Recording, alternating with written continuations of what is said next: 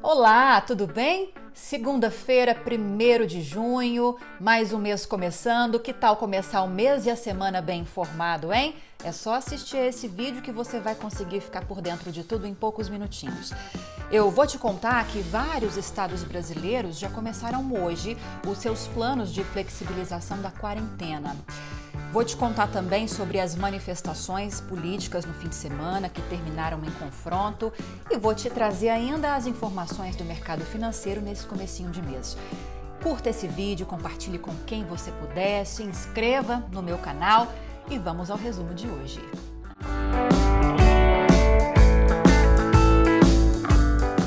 O Brasil começou o mês de junho com mais de 519.700 casos confirmados do novo coronavírus e mais de 29.500 mortes. Com esses números, nós continuamos a ser o segundo país com mais casos confirmados da doença, perdendo só para os Estados Unidos, e passamos a ser o quarto país com mais mortes registradas por Covid-19, já que no último sábado, infelizmente, nós ultrapassamos a França nesse quesito de óbitos pela doença. Hoje, vários estados brasileiros começaram a colocar em prática aí seus planos de flexibilização da quarentena. São Paulo, por exemplo, é um deles, só que apesar dessa flexibilização que já vai ser permitida aí para a capital e cidades do interior do estado, vai caber a cada prefeito de cada cidade definir como essa flexibilização vai ser feita, qual comércio vai ser aberto, de que forma isso vai funcionar, horários de funcionamento. Na capital paulista, o prefeito Bruno Covas prorrogou a quarentena por mais 15 dias, ou seja, até o dia 15 de junho, e hoje começou a conversar com vários setores da economia que já têm autorização para começar a funcionar, para ver realmente em que momento vai acontecer essa abertura dessas empresas e desses comércios.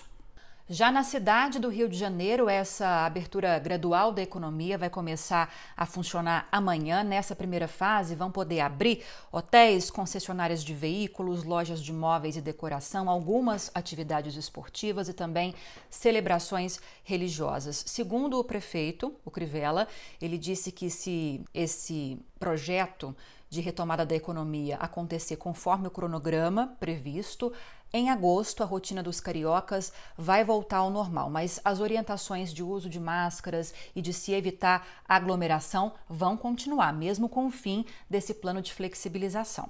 Apesar do avanço da Covid-19 e de todas as orientações para ter um distanciamento social para controlar o avanço dessa doença, maio se despediu sob fortes aglomerações. A exemplo dos Estados Unidos, que entrou nessa segunda-feira no seu 7º dia de protestos em reação à morte do George Floyd em Minnesota, no Brasil, no fim de semana, os protestos tiveram ordem política, pelo menos boa parte deles.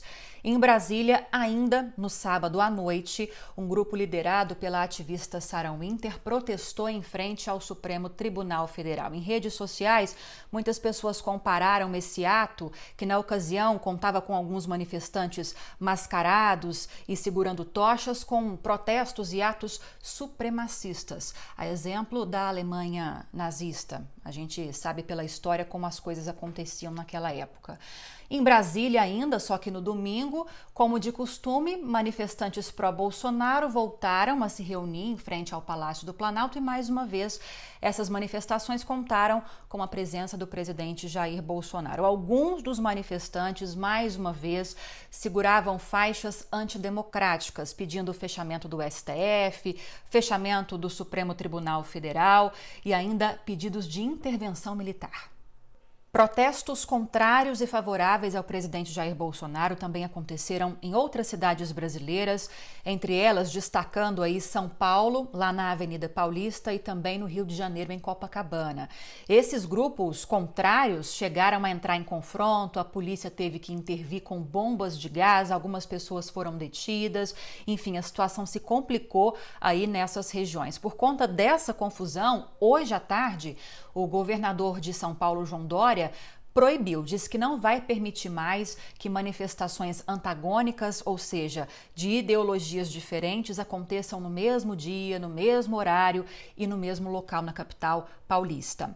Lá no Rio de Janeiro, a situação também ficou bastante tensa. A Polícia Civil vai investigar um vídeo que circulou em redes sociais em que o deputado Daniel Silveira conversa com um policial militar e esse policial teria dito ao deputado que orientou, que mandou que alguns colegas da corporação colocassem fogo numa bandeira de um grupo contrário, né, ao deputado, aos protestos pró-Bolsonaro. Mais tarde também, o deputado voltou a postar um outro vídeo no Facebook em que ele diz, eu vou até falar o termo que ele utilizou.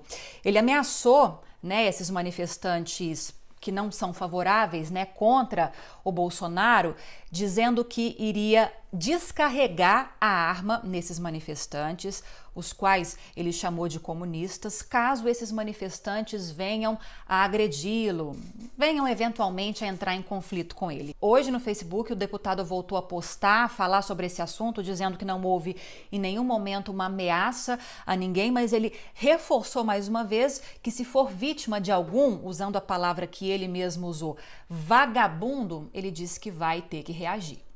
E hoje, segunda-feira, o recém-empossado presidente do Tribunal Superior Eleitoral, ministro Luiz Roberto Barroso, e também representantes dos tribunais regionais eleitorais ficaram de se reunir para tratar sobre as eleições municipais deste ano nesse cenário de pandemia.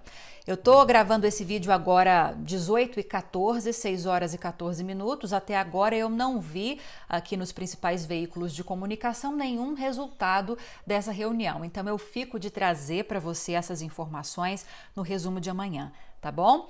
Eu vou falar agora de mercado financeiro, que não começou tão mal assim a semana não. Pelo menos dólar está em alta, mas nem tanto, né? Não está naquela disparada que a gente tinha acompanhado recentemente. E também, pelo menos, o Ibovespa está em alta. Vamos lá os números. A cotação do dólar nessa segunda-feira fechou a R$ 5,38, uma pequena alta, como eu disse. E o Ibovespa também fechou em alta nesse começo de semana de 1,39%. Por hoje é só, fim do resumo de hoje. Se você gostou, dá aquela curtida, compartilha com seus amigos e se você ainda não se inscreveu, por favor, se inscreva aqui no meu canal. Eu volto amanhã com mais notícias para você. Um beijo e até lá.